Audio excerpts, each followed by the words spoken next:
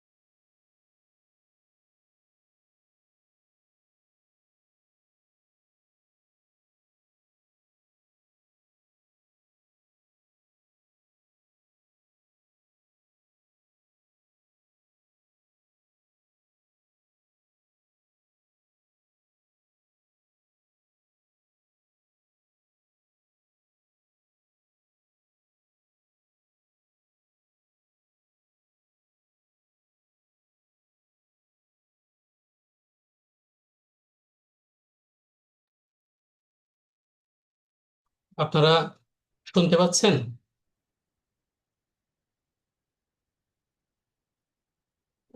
জি, শোনা যাচ্ছে। ধন্যবাদ।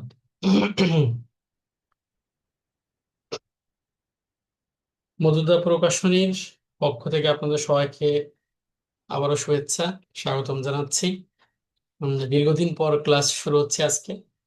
আজকে আমাদের হচ্ছে গ্রামাটিক্যালের পার্ট শেষ করে আজকে আমরা বাংলা সাহিত্যের ইতিহাস নিয়ে আলোচনা শুরু করব। এর আগে কিছু কথা বলে রাখি, সেটা হচ্ছে যে আমাদের গ্রামাটিক্যালের যে ক্লাসগুলো হয়েছে এর উপরে 200 200টা মতন হচ্ছে যে এমসিকিউ আপনাদের একটা পিডিএফ আপনারা পাবেন খুব দ্রুতই, হয়তো বা 2-1 দিন লাগবে। ঠিক আছে, তৈরি হচ্ছে, ইম্পর্টেন্ট দেখে আপনারা বাসায় প্র্যাকটিস করবেন। আজকে আপনাদের ক্লাস বাংলা সাহিত্য অংশের বাংলা সাহিত্যের ইতিহাস দিয়ে শুরু হচ্ছে। এখানে যুগ বিভাজন থাকবে, বাংলা সাহিত্যের আদি নিদর্শন থাকবে, বাংলা সাহিত্যের যুগ কেন্দ্রিক যে ধরনের প্রশ্ন আসতে পারে, মধ্যযুগ বেশি ইম্পর্টেন্ট, মধ্যযুগ থাকবে। মধ্যযুগের আমরা আজকে 85% কভার করব, বাকি 15% আমরা আগামী দিন দেখবো আর কি। ঠিক আছে, এবং বাংলা সাহিত্যের এই সূচনা লগ্নে বাংলা যেসব প্রতিষ্ঠান বা যেসব মনীষীগণ অবদান রাখছেন সেই বিষয়েও আমরা আজকে দেখব। সবাইকে ধন্যবাদ জানাচ্ছি আমার সাথে যুক্ত হওয়ার জন্য। আহ, আজকে আমরা প্রথমেই দেখছি হচ্ছে যে বাংলা সাহিত্যের ইতিহাস। খেয়াল করেন, সাহিত্যটা হচ্ছে যে কি অতি আধুনিক। সাহিত্য সবসময় সব কালের জন্যই, এর ইতিহাসটাও সবসময় সব আধুনিক কালের সাথেই সামঞ্জস্য রেখে ইতিহাস তৈরি হয়েছে। বাংলা সাহিত্যের ইতিহাসে খেয়াল করেন, আমরা এই প্রথমে সাহিত্যটাকে আমরা 3টা যুগে ভাগ করছি। একটা হচ্ছে যে বাংলা সাহিত্যের প্রাচীন যুগ, 650 খ্রিস্টাব্দ থেকে 1200 পর্যন্ত, এটাকে আমরা বলছি বাংলা সাহিত্যের প্রাচীন যুগ। বাংলা সাহিত্যের মধ্যযুগ 1201 থেকে 1800, এটা হচ্ছে মধ্যযুগ। আর 1801 থেকে বর্তমান, এটা হচ্ছে আধুনিক যুগ। সবই ঠিক আছে, কিন্তু এর মাঝখানে একটা যুগ চলে আসছে 1201 থেকে 1350, এটাকে বলা হয় অন্ধকার যুগ। এখন এই অন্ধকার যুগ বলতে কি বোঝাচ্ছে, যে এই যুগে কি কোনো আহ আলোকবর্তিকা স্বরূপ কিছু ছিল না?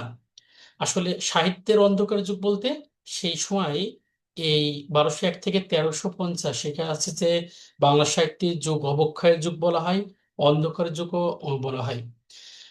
এই সময় বাংলা সাহিত্যের খুব আহ মানে গৌরবদীপ্ত কোনো সাহিত্য রচিত হয়নি, যার কারণে সাহিত্যর ভাষায় এই সময়টাকে বলা হয় অন্ধকার যুগ। তাহলে আমার দেখেন, আজকে আমাদের যে সাহিত্য অংশের কিন্তু আপনি বিভিন্ন ধরনের মোটিভেশনাল স্পিকার, বিভিন্ন ধরনের চটকদার বিজ্ঞাপন, সবাই আপনাকে বলবে যে 150 টাকায় সাহিত্যের কোর্স করুন বা 200 টাকায় বাংলা কোর্স করুন। ঠিক আছে, এখানে আপনাকে অনেক কিছু শর্টকাট বোঝাবে, কিন্তু আমার কাছে যে জিনিসটা সবচেয়ে গুরুত্বপূর্ণ মনে হচ্ছে, যারা আমার সাথে থেকে সময় দিতে পারছেন আপনারা আপনারা একটু কাইন্ডলি শুনবেন।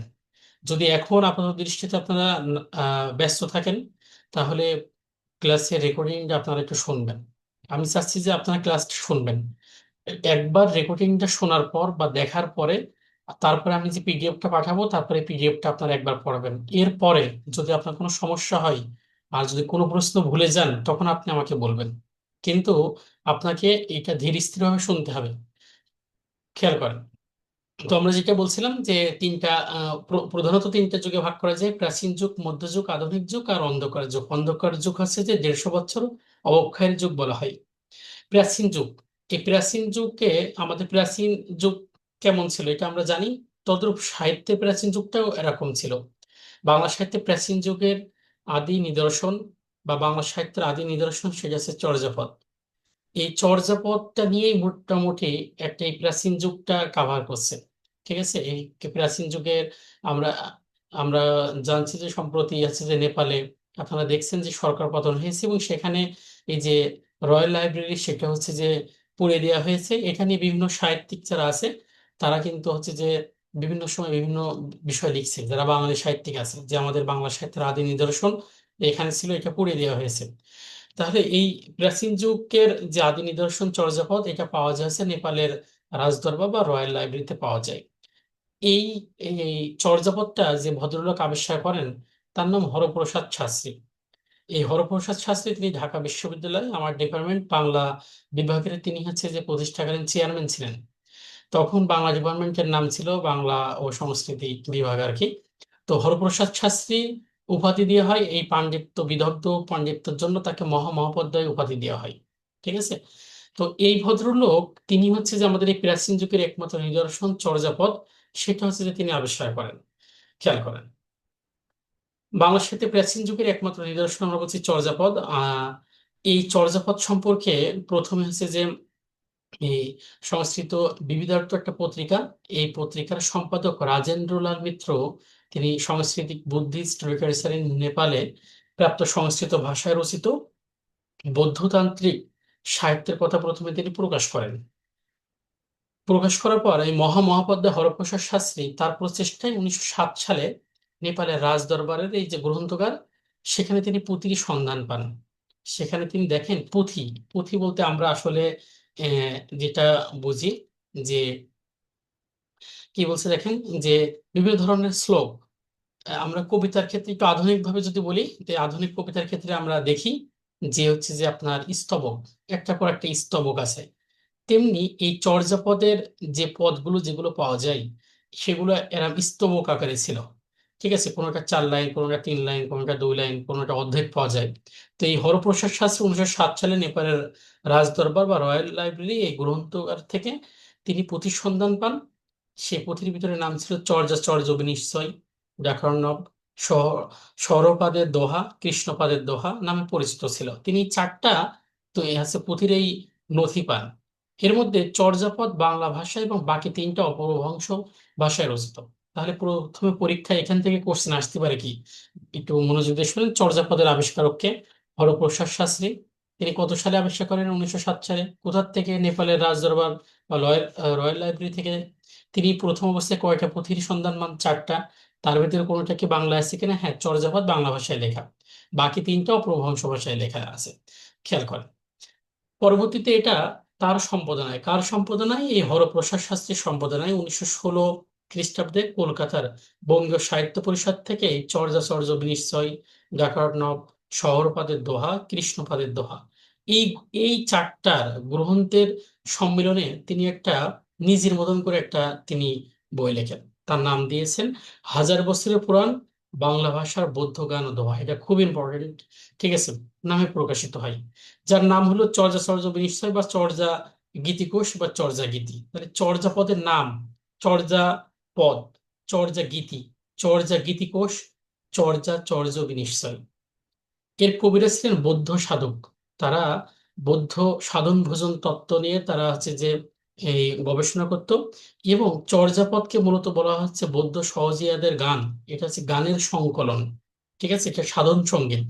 দেখা যাচ্ছে যে তৎকালীন সময়ে যে তুর্কিদের হচ্ছে যে অত্যাচারের জন্য তারা হচ্ছে যে এই বাংলাদেশ ছেড়ে, এই বঙ্গভূমি ছেড়ে তারা নেপালে পলায়ন করে। কারণ কি, তারা এই যে বৌদ্ধরা যারা ছিলেন, তারা যে সাধন ভোজন তত্ত্বের, তারা রূপকের সংমিশ্রণে বা রূপকের মাধ্যমে তারা তাদের এই সাধনায় নিয়োজিত ছিলেন। যার কারণে আমাদের চর্যাপদ যখন আমরা পড়ি তখন দেখা যায় প্রচুর পরিমাণ হচ্ছে যে এখানে মেটাফোর বা রূপক আছে, যাতে সাধারণ মানুষ বুঝতে না পারে। তাহলে দেখেন এই এই যে অংশ, এই অংশ থেকে আমাদের খুবই ইম্পর্টেন্ট বিষয় হচ্ছে যে আহ, চর্যাপদ আবিষ্কার 1907 সালে। তারপরে হচ্ছে যে চর্যাপদের আবিষ্কারক হরপ্রসাদ শাস্ত্রী। তারপরে খেয়াল করেন যে এটা প্রথমে বই আকারে বের হয় কত সালে? কলকাতা বঙ্গীয় সাহিত্য পরিষদ থেকে 1916 সালে আপনার এখানে বই আকারে বা গ্রন্থ আকারে বের হয়। এটা মূলত কি ছিল? এটা ছিল আপনার বৌদ্ধ ধর্মের একটা তত্ত্বকথা। ঠিক আছে, এটা কি গানের সংকলন। কাদের? এটা বৌদ্ধ সহজিয়ার একটা রচনা করেন। ঠিক আছে, এই যে ভদ্রলোক যিনি হচ্ছে যে চর্যাপদটা পরবর্তীতে উদ্ধার করেন, করার পরে তিনি হচ্ছে যে বই আকারে বের করেন হরপ্রসাদ শাস্ত্রী। তার নাম হচ্ছে হাজার বছরের পুরাণ বাংলা ভাষার বৌদ্ধ গান ও দোহা। ঠিক আছে, তাহলে আমরা একটু ফ্ল্যাশব্যাকে যাই। 1907 সালে এটা আবিষ্কার হয়েছে নেপালের রয়্যাল লাইব্রেরি বা রাজ গ্রন্থাগার থেকে। এটা আবিষ্কারক হরপ্রসাদ শাস্ত্রী। এই চর্যাপদের রচয়িতা হচ্ছে যে বৌদ্ধ সহজিয়ারা বা বৌদ্ধ কবিরা ছিলেন। তারা হচ্ছে যে তাদের ধর্মের যে তত্ত্বকথা এখানে আছে তারা উল্লেখ করেছেন। আর এই হরপ্রসাদ শাস্ত্রী যে 4টা যে পুঁথি পেয়েছিলেন, সেটা কলকাতা বঙ্গীয় সাহিত্য পরিষদ থেকে। পরবর্তীতে হাজার বছরের পুরাণ বাংলা ভাষা ও বৌদ্ধ গান ও দোহা নামে তিনি প্রকাশ করেন। ঠিক আছে, তাহলে দেখেন এখান থেকে যে ধরনের এমসিকিউ আসে আপনারা আছে যে অবশ্যই পারবেন। খেয়াল করেন।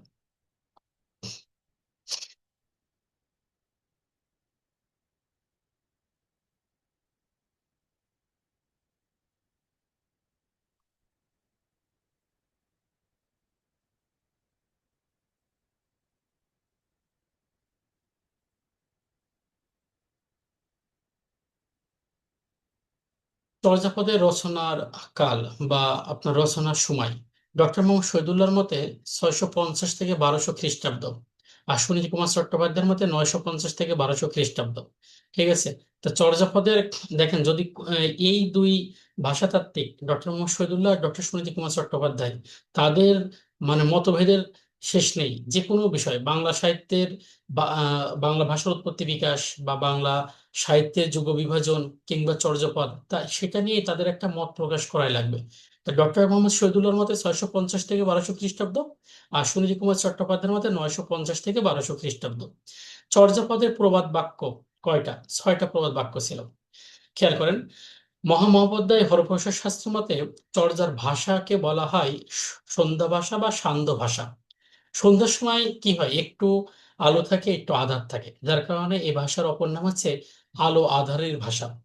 চর্যাপদের ভাষা নিয়ে আলোচনা করেন ডক্টর সুনীতি কুমার চট্টোপাধ্যায়। তিনি the origin and development of the Bengali language ODBL 1926 সালে প্রকাশ করা এই গ্রন্থেই তিনি চর্যার ভাষা নিয়ে কথা বলেছেন। তিনি কি বলছেন দেখেন, তিনি বলছেন যে চর্যার ভাষা বাংলা। আবার ডক্টর মোহাম্মদ শহীদুল্লাহর মতে হচ্ছে চর্যার ভাষা হচ্ছে বঙ্গ কামরূপী। চর্যাপদ কোন ছন্দে লেখা? চর্যাপদ মাত্রাবৃত্ত ছন্দে লেখা। এটা কোন আমলের রচনা হয়? পাল আমলে। ঠিক আছে, তাহলে খেয়াল করেন আমরা এখান থেকে গুরুত্বপূর্ণ কিছু ইনফরমেশন পেলাম যে চর্যার ভাষাকে বলা হচ্ছে সন্ধ্যা বা সান্ধ্য ভাষা কিংবা আলো আঁধারের ভাষা। ডক্টর মোহাম্মদ শহীদুল্লাহর মতে যে চর্যার ভাষা হচ্ছে বঙ্গকামরূপী, কিন্তু সুনীতি কুমার চট্টোপাধ্যায়ের মতে চর্যার ভাষা হচ্ছে যে বাংলা। এটি মাত্রাবৃত্ত ছন্দে লেখা। এটা কোন আমলে রচিত? পাল আমলে রচিত। 1927 সালে বৌদ্ধ ধর্ম নিয়ে আলোচনা করেন ডক্টর মোহাম্মদ শহীদুল্লাহ। তিনি বুদ্ধিস্ট মিস্টিক সংস গ্রন্থে এই চর্যার ধর্মমত নিয়ে তিনি আলোচনা করেন। ঠিক আছে, এই গ্রন্থটা খুব ইম্পর্টেন্ট। আপনার কি নিয়ে আলোচনা করেন তার থেকে বেশি ইম্পর্টেন্ট হচ্ছে যে এই বুদ্ধিস্ট মিস্টিক সংস এই গ্রন্থর লেখক কে? এই গ্রন্থের লেখক আছে ডক্টর মোহাম্মদ শহীদুল্লাহ। এই চর্যা সহজিয়াপন্থীরা রচনা করেন বাংলা সাহিত্যে প্রাচীন নিদর্শন চর্যাপদ। চর্যাপদকে আমরা কি বলছি? গানের সংকলন। চর্যা শব্দের অর্থ কি? আচরণ। চর্যাপদকে বলা হয় সাধন সঙ্গীত। কাদের সাধন সঙ্গীত? এটা বৌদ্ধদের সাধন সঙ্গীত।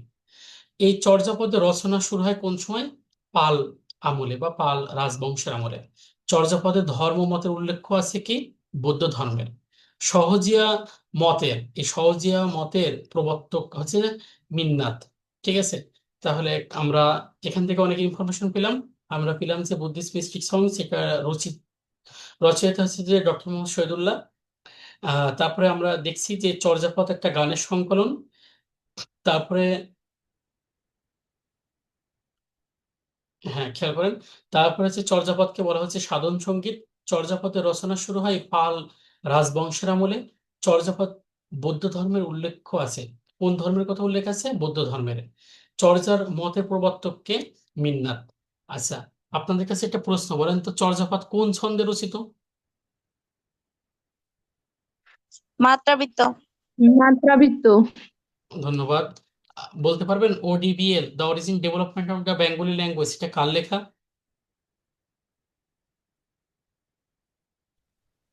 সুনীতি কুমার চট্টোপাধ্যায়। ধন্যবাদ, সুনীতি কুমার চট্টোপাধ্যায়। আচ্ছা, এই যে ভদ্রলোক হরপ্রসাদ শাস্ত্রী, তিনি কত সালে তার ওই যে হাজার বছরের পুরাণ বাংলা ভাষার বৌদ্ধ গান ও দোহা গ্রন্থ বের করেন? প্রকাশ করে 1916 সালে। 1916 সালে। কিসের মাধ্যমে করে? কার পৃষ্ঠপোষকতায় মনে আছে? বঙ্গীয় স্বাস্থ্য পরিষদ। হ্যাঁ হ্যাঁ, ঠিক আছে, বঙ্গীয় সাহিত্য পরিষদ থেকে মাধ্যমে তিনি হচ্ছে এটা ইয়ে করেন। তাহলে চর্যা পাল আমলের রচনা, বৌদ্ধ সহজিয়াদের রচনা, মাত্রাবৃত্ত ছন্দে রচিত। এবার আমরা পরবর্তীতে যাই, খেয়াল করেন। চর্যাপদের মোট রচয়িতা ডক্টর মোহাম্মদ শহীদুল্লাহ মতে চর্যাপদের এই রচয়িতা হচ্ছে যে সংখ্যা 23 জন, সুকুমার সেন বলছেন 24 জন। তাহলে আমরা সাধারণত বিভিন্ন বইতে আমরা পাই যে 24 জন, মতান্তরে 23 জন। চর্যাপদ যেহেতু হচ্ছে যে এই চর্যার প্রত্যেকটা শ্লোক বা পদ কেউ না কেউ রচনা করেছেন, তিনি যে ভদ্রলোক প্রথম রচনা করেছেন তার নাম হচ্ছে লুই। এখন খেয়াল করেন, যারা এই পদ রচনা করেছে, এই পদে যারা রচয়িতা, তাদের নামের শেষে পা যোগ করা হয়। এখন খেয়াল করেন, আমরা যদি এখানে দেখি যে আহ অরণ্য রয়, ঠিক আছে দাদা, সে যদি হচ্ছে যে এই চর্যা রচনা করতেন, তাহলে আমরা লিখতাম অরণ্যপা। বুঝছেন? আচ্ছা, চর্যাপদের সর্বাধিক পদ রচয়িতা যে ব্যক্তি, তার নাম হচ্ছে কান্নপা। তিনি কয়টা পদ রচনা করেছেন? 13টা। চর্যাপদের দ্বিতীয় সর্বাধিক পদ রচয়িতা, তার নাম হচ্ছে ভূসুকুপা। তিনি কয়টা পদ রচনা করেছেন? 8টা। চর্যাপদের কোন পদকর্তার কোনো পদ নেই? লাডিডম্বিপা, তার নিজস্ব কোনো পদ নাই। চর্যাপদের একমাত্র মহিলা কবি, তার নাম হচ্ছে কুক্কুরিপ্পা। ঠিক আছে, তাহলে এইগুলো আমাদের, এই বিষয়গুলো কিন্তু বেশি ইম্পর্টেন্ট। একটা হচ্ছে ডক্টর মোহাম্মদ শহীদুল্লাহর মতে 23 জন, ঠিক আছে, আর চর্যাপদের আদি যে কবি, তার নাম হচ্ছে কি? লুইপা। আর চর্যাপদের সর্বাধিক পদ রচয়িতা, তার নাম হচ্ছে যে কি? কান্নপা। চর্যাপদের দ্বিতীয় সর্বাধিক পদ রচয়িতা, তার নাম হচ্ছে ভূসুকুপা। খেয়াল করে, অনেকে এই ভূসুকুপা আর এই কুকুরিপা এই পরীক্ষার সময় এমসিকিউতে দুটো এক করে ফেলে। ঠিক আছে, চিন্তা করে ভূসুকুপা মেয়ে না হলে কুকুরিপা মেয়ে। ঠিক আছে, এই দুটো একটু আপনারা ভালো করে খেয়াল রাখবেন। একটা হচ্ছে দ্বিতীয় সর্বাধিক পদ রচয়িতা ভূসুকুপা, আর একমাত্র মহিলা কবি কুকুরিপা। চর্যাপদের শ্রেষ্ঠ কবি কান্নপা। এটা আবার বলে, এটা কান্নপা বলে আমরা জানি, কিন্তু ডক্টর মোহাম্মদ শহীদুল্লাহ এখানে আবার বাদ ফেলছে, তিনি বলছেন সমরপা। চর্যাপদের কোন কবি নিজেকে বাঙালি বলে পরিচয় দেন? ভূসুকুপা নিজেকে বাঙালি বলে পরিচয় দেন। তাহলে প্রথম পদকর্তার নাম যে লুইপা হয়, দ্বিতীয় পদকর্তার নাম হচ্ছে যে কি? কুকুরিপা। সবচেয়ে বেশি লিখছে কান্নপা 13টি, দ্বিতীয় সর্বাধিক লিখছে ভূসুকুপা। এই দ্বিতীয় যে বেশি লিখছে, তার আর একটা ইনফরমেশন আছে, তিনি নিজেকে বাঙালি বলে পরিচয় দিয়েছেন। চর্যাপদের কবিগুণ সিদ্ধাচার্য নামে পরিচিত, কিন্তু আমরা বিভিন্ন পরীক্ষায় আসছে কি পা, এই ধরনের প্রশ্ন এখনো আসেনি যে সিদ্ধাচার্য বলেও তারা পরিচিত। তিব্বতী এবং ভারতীয় কিংবদন্তিতে এরা 84 সিদ্ধা নামেও পরিচিত। ঠিক আছে, এগুলো একটু খুব ডিপলি প্রশ্নগুলো আমি নিয়ে আসার চেষ্টা করছি, কারণ আপনারা এই বিগত দুইটা বিসিএস আপনারা এই মাসে 2 মাসে দেখতে পাচ্ছেন যে প্রশ্নর কোনো হচ্ছে যে আপনার ডিসিপ্লিন নাই। ঠিক আছে, দিয়ে দিতে পারে, যার কারণে আপনারা একটু চোখ বোলাবেন আর কি।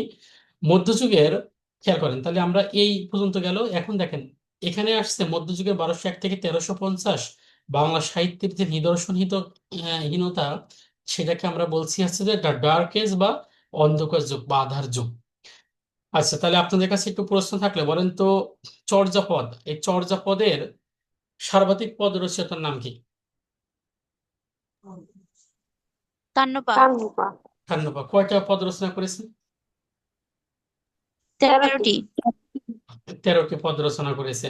দ্বিতীয় সর্বাধিক পদ রচয়িতার নাম কি? ভুসুকুপা। ভূসুকুপা। বসুকপা কয়টা পদ রচনা করেছে? 8টা। 8টি। আর একমাত্র মহিলা কবির নাম কি? কুকুরিপা। আর নিজেকে বাঙালি বলে পরিচয় দিয়েছে কে? ভূসুকুপা। চর্যাপদের প্রবাদ বাক্য আছে কয়টা? 6টা। 6টা প্রবাদ বাক্য আছে। বলেন তো, চর্যার মোট পদ কতটি? 24টি। 24টি কবি বাবা, তাহলে আছে মোট। 51টি। আচ্ছা, 51টি। 51টি ও, পদ আছে। খেয়াল করেন, মোট পদের সংখ্যা 51টি, কিন্তু প্রাপ্ত পদের সংখ্যা 46.5টি। ঠিক আছে, তাহলে আমি একটু ব্যাকগ্রাউন্ডে যাচ্ছি, আপনারা একটু মন দিয়ে শোনেন যে বাংলা সাহিত্যের একমাত্র প্রাচীন নিদর্শন, সেটা হচ্ছে চর্যাপদ। 1907 সালে নেপালের রয়্যাল লাইব্রেরি বা রাজগ্রন্থাগার থেকে মহামহোপাধ্যায় হরপ্রসাদ শাস্ত্রী তিনি আবিষ্কার করেন। আবিষ্কার করার সময় তিনি 4টা পুঁথি পান। তিনি পেয়েছেন যে চর্যাচর্য বিনিশ্চয়, ডাকার্ণবের পদ, সৌরপাদের পদ, ঠিক আছে, কৃষ্ণপাদের দোহা। এই 4টা পাওয়ার পর তিনি কি করেন, কলকাতা বঙ্গীয় সাহিত্য পরিষদ থেকে 1916 সালে তিনি হচ্ছে একটা বই বের করেন, তার নাম দেন 1000 বছরের পুরাণ বাংলা ভাষা বৌদ্ধজ্ঞান ও দোহা।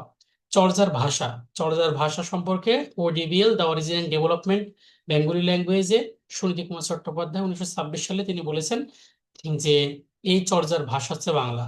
কিন্তু আপনার হচ্ছে যে এই ডক্টর মোহাম্মদ শহীদুল্লাহ তিনি বলেছেন না, এটা হচ্ছে বঙ্গ কামরূপী থেকে লেখা। চর্যার মোট পদের সংখ্যা 51টি, প্রাপ্ত আছে 46.5টি। যারা পদ লেখেন তাদেরকে আমরা সিদ্ধেশ্বার্য বলি, ঠিক আছে, কিন্তু পদ লেখার খাতিরে তাদের নামের শেষে আমরা পা যোগ করি। চর্যার প্রথম যে পদকর্তা তার নাম হচ্ছে লুইপা।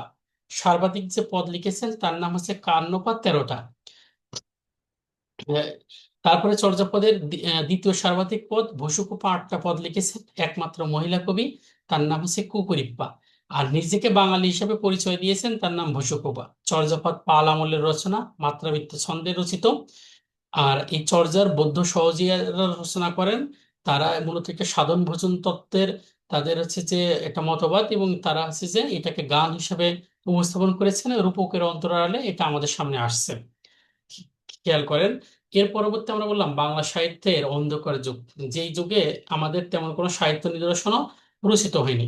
এখানে দেখা যাচ্ছে যে এই যে শেখ শুভোদয় এবং শূন্য পূরণ সম্পর্কে আমরা জানতে পারি, কিন্তু পরবর্তীতে দেখা যাচ্ছে আরো একটা গ্রন্থ আছে, কিন্তু গ্রন্থের যে বৈশিষ্ট্য থাকার দরকার সেগুলো এখানে নাই। যেমন প্রাকৃত পঙ্গল, এই যে অন্ধকার বা আধার যুগের প্রথম সাহিত্যিক নিদর্শন, ঠিক আছে, এটা আহ, এটা নিয়ে এই অন্ধকার যুগের মূলত যদি আমাদের অন্ধকার যুগ নিয়ে তিনটা কোনো কোশ্চেন আসে, তাহলে মনে করবেন যে আপনারা গ্রন্থগুলোর নামটা একটু জানার চেষ্টা করবেন, ঠিক আছে।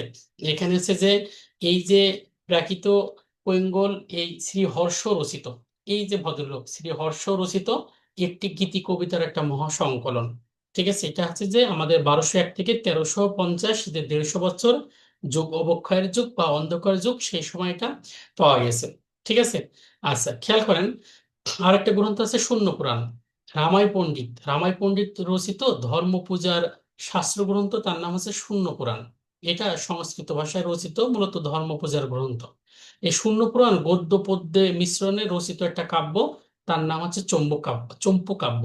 খেয়াল করেন, পরীক্ষায় আপনার হচ্ছে যে এই জিনিসটা একটু ভালো করে খেয়াল করবেন আপনারা। এই যে শূন্য পুরাণ, শূন্য পুরাণ হচ্ছে লিখছে কিটা রামাই পণ্ডিত।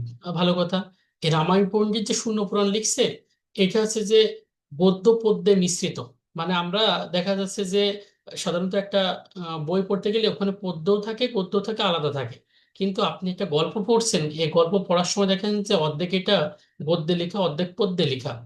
তাহলে এই গদ্য পদ্য মিশ্রণে রচিত একটি কাব্য, তাকে বলা হয় কি চম্পু কাব্য। পরীক্ষায় আসে চম্পু কাব্য কি গদ্য পদ্যের মিশ্রণ। দ্বিতীয় আছে কি নিরঞ্জনের রুমা, বা নিরঞ্জনের উমা বলেও পরিচিত। এই নিরঞ্জনের রুমা হলো শূন্য পুরাণ কাব্যের অন্তর্গত একটি অংশ, বিশেষ একটা কবিতা। তাহলে আমরা প্রথমে পেলাম হচ্ছে প্রাকৃত পৈঙ্গল, আর একটা পেলাম হচ্ছে যে শূন্য পুরাণ। এইটা রচয়িতা হচ্ছে শ্রী হর্ষ। আর শূন্য পুরাণ, এই শূন্য পুরাণের রচয়িতা হচ্ছে রামায় পণ্ডিত, ঠিক আছে। এই রামায় পণ্ডিতের যে গ্রন্থ রচিত, এটা আছে গদ্য পদ্য মিশ্রণে রচিত একটা কাব্য, তার নাম হচ্ছে চম্পু কাব্য। আর এই শূন্য পুরাণের ভিতরে একটা বিখ্যাত কাব্য আছে, তার নাম আছে নিরঞ্জনের রুমা কিংবা নিরঞ্জনের উমা, ঠিক আছে। তাহলে একটু বলেন তো, বাংলা সাহিত্যের অন্ধকার যুগ কত থেকে কত? 1201 থেকে 1350। 1350। এই সময় একটু আগে আমরা দুইটা গ্রন্থর নাম শুনলাম, কি কি মনে করতে পারবেন? একটু বিদ্ঘুটে নাম। একটা হচ্ছে শূন্য পুরাণ, আর একটা হচ্ছে যে কি প্রাকৃত পঙ্গল। আচ্ছা, তৃতীয় গ্রন্থ হচ্ছে শেখ শুভোদয়া। বাংলা সাহিত্যের অন্ধকার যুগে রচিত সংস্কৃত ভাষার উল্লেখযোগ্য গ্রন্থ হচ্ছে শেখ শুভোদয়া। শেখ শুভোদয় আছে অশুদ্ধ বাংলা ও সংস্কৃত ভাষার মিশ্রণে রচিত একটা গ্রন্থ। মানে সেখানে শুদ্ধ বাংলা নেই, সংস্কৃত ভাষার মিশ্রণে রচিত একটা গ্রন্থ। রাজা লক্ষণ সেনের সভাকবি অলয়োদ মিশ্র রচিত শেখ শুভোদয়া সংস্কৃত গদ্য পদ্যে লেখা একটা চম্পু কাব্য। খেয়াল করেন, তাহলে এখানে বলছে দেখেন, এই শেখ শুভোদয়া যে রচিত এই যে গ্রন্থ, এই গ্রন্থের হচ্ছে যে রচয়িতা আছে কিটা হলায়ত মিশ্র। এই হলায়ত মিশ্র কি ছিল? এই হলায়ত মিশ্র ছিল রাজা লক্ষণ সেনের সভাকবি, ঠিক আছে। তাহলে আমরা মধ্যযুগ, প্রাচীন যুগ পেলাম, অন্ধকার যুগ 1201 থেকে 1350। সেখানে আমরা পেলাম হচ্ছে তিনটা গ্রন্থ, একটা প্রাকৃত বেঙ্গল, আর একটা হচ্ছে যে শূন্য পুরাণ। আর তৃতীয় পেয়েছি কি আমরা কি শেখ শুভোদয়া রচিত আছে কিটা রাজা লক্ষণ সেনের সভাকবি হলায়ত মিশ্র। ঠিক আছে।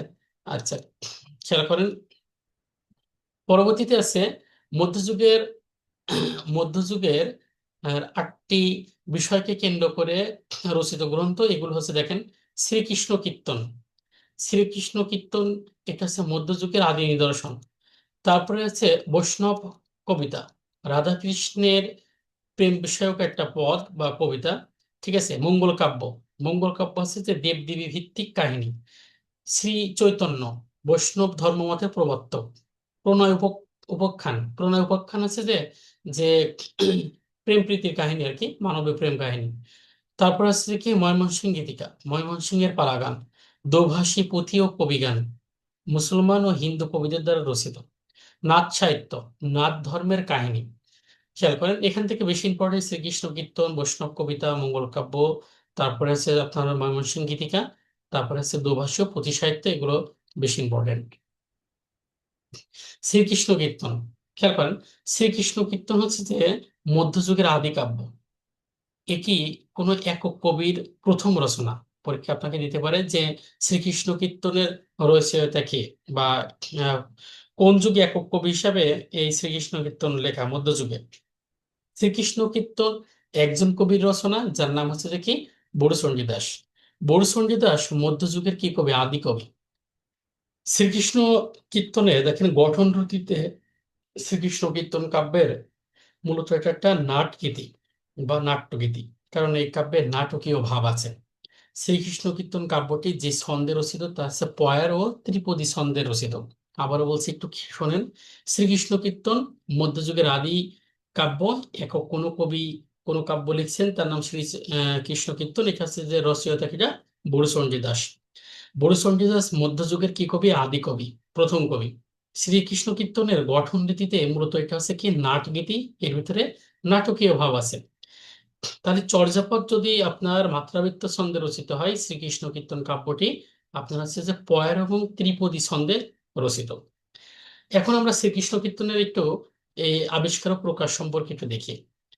1909 সালে বসন্ত রঞ্জন রায় পশ্চিমবঙ্গের বাঁকুড়া জেলার কাকিল্লা নামক গ্রাম থেকে এই শ্রীকৃষ্ণ কীর্তনের পুঁথি আবিষ্কার করেন। খুব ভালো কথা, 1909 সালে এত কষ্ট করে তিনি, এই বসন্ত রঞ্জন রায়, তিনি পশ্চিমবঙ্গের কোথায়, বাঁকুড়া জেলায় আবিষ্কার করছেন। এটি পাওয়া যায় দেবেন্দ্রনাথ মুখোপাধ্যায়ের গোয়ালঘরের মাচার উপর। একটা গোয়ালঘর, গোয়ালঘরের পাটাতন আছে, একটা মাচা, মাচার উপরে এই ধরনের ছেঁড়া ছোট কিছু পুঁথি পাওয়া যায়। তখন হচ্ছে যে দেখছেন আর কি। বসন্ত রঞ্জন রায় নিজে পুঁথিটি সম্পাদনা করেন, মানে সে নিয়ে এটা একেবারে স্ক্রুটিনাইজ করে, মৌলিকতা ঠিক রেখে তিনি ভালো করে দেখেন। তাহলে দেখেন একটু বিষয় আমাদের একটু ঝামেলা করে দেয় এমসিকিউতে। চর্যাপদ আবিষ্কার করা হয় 1907 সালে। আর আপনার এখানে দেখেন 1909 সালে শ্রীকৃষ্ণ কীর্তন। চর্যাপদ মহামহোপাধ্যায় হরপ্রসাদ শাস্ত্রী ওটা